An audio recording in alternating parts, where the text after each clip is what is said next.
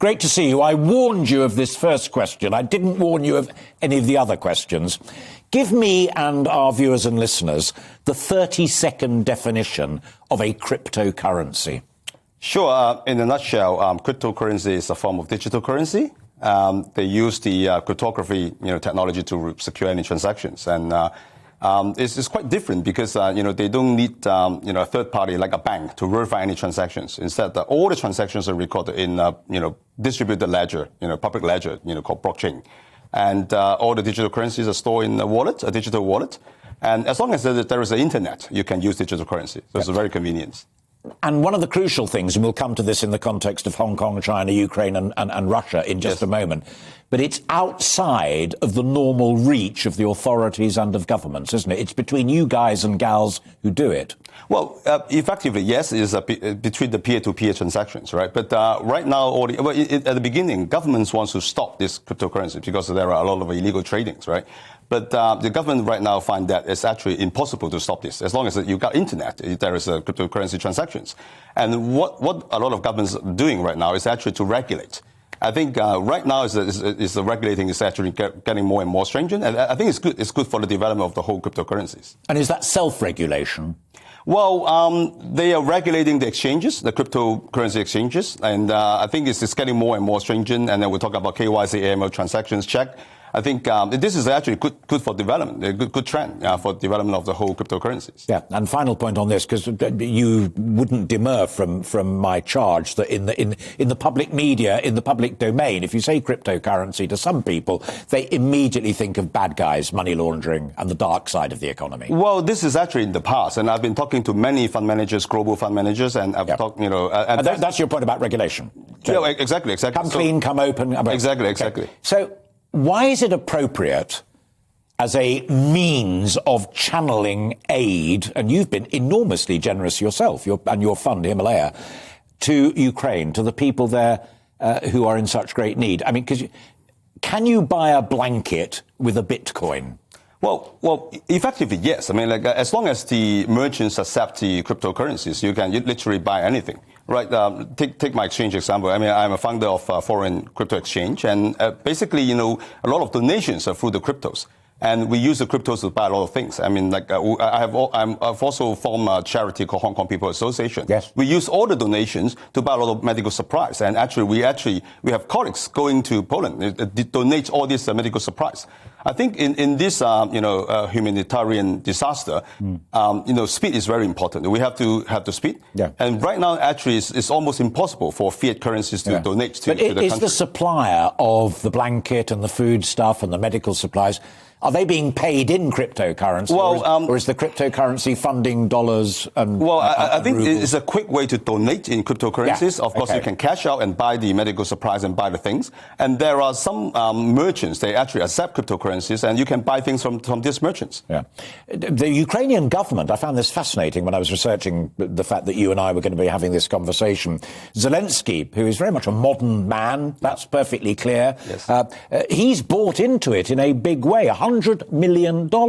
Yes, exactly. They raise more than $100 million US right now. I think, and this is not the first time that cryptocurrencies are helping in this situation, right? We see the Republic of Congo, for example. Last year there was a volcano. Issues, and basically they have the lightning torch program that you have a lot of people, and we see the Bitcoin Beach projects in El Salvador, for example. So actually in an emergency situation, or in a lot of grassroots movements, actually cryptocurrencies can help. Yeah. Can help the society. It's also important, and it goes right back to the beginning, when I asked you to define what it is and what its relationship is with the authorities and transparency and regulation. Your first trailblazing operation in terms of up against an authority with whom you were not entirely comfortable was in Hong Kong, so Beijing was not aware of what you were doing or couldn't interfere with what you were doing? Well, in a way, yes. Okay, that's pretty gutsy. I mean, put it this way: I'm from Hong Kong, and actually, I feel the pains of Ukrainians. I really feel that. I mean, I'm very concerned. What happens in Ukraine today? What happens in Taiwan tomorrow? This is my concern. So that's why I want to... Don't interrupt you. That's a crucial point. Do you feel as angry with us, then, for having given Hong Kong back to Beijing as you feel about Russia invading Ukraine? Well, actually, there is basic laws, right? There is agreements between, Britain and China, right? But the problem is actually, the promise is 50 years, there's no change in legal system, everything. But right now, I have a concern. So what Lord Patton delivered would have been okay if everybody had stuck to it, but it's exactly the same as Ukraine. Well, if Russia had stuck to the treaty that guaranteed a non-nuclear Ukraine, it wouldn't have happened. Yes. You're going to have to come back, because that's another conversation, because I do want to ask you, we've got a couple of minutes left, William. Just park cryptocurrency for a moment. You had a hugely successful career before that as an investment banker, as it were, in the traditional world. How worried are you about the current energy crisis, global energy crisis, and cost of living here in the UK? Well, I'm very worried. Not just because of Ukraine wars. My concern is actually, people are asking, when the Ukraine war will finish. Actually, I'm very concerned it's the beginning of the crisis, of more wars. So this is my concern. I mean, obviously, as Zelensky said, if he gets away with Ukraine, where next? Exactly.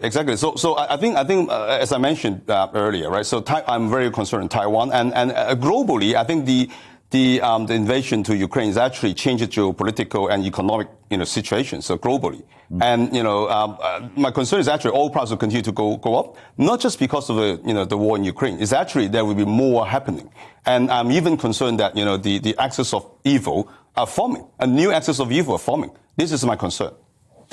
If you were still investment banking right now, forget cryptocurrency again for a moment, would you be buying into the oil companies? Would you be buying into future stocks of crude oil? What would your market position be on the energy crisis? Yes, definitely. I mean, I think,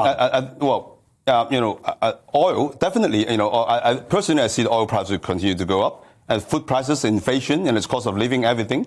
And as I just mentioned, it's not just because of this war. It's because it's the beginning of a bigger war happening.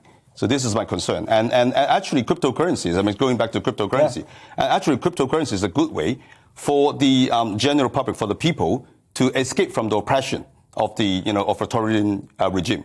So I think this is very, very important. And personally, I think the cryptocurrency market will continue to increase. All right, William, a real pleasure to meet you. And thank you so much for spending so much time with us, explaining what it is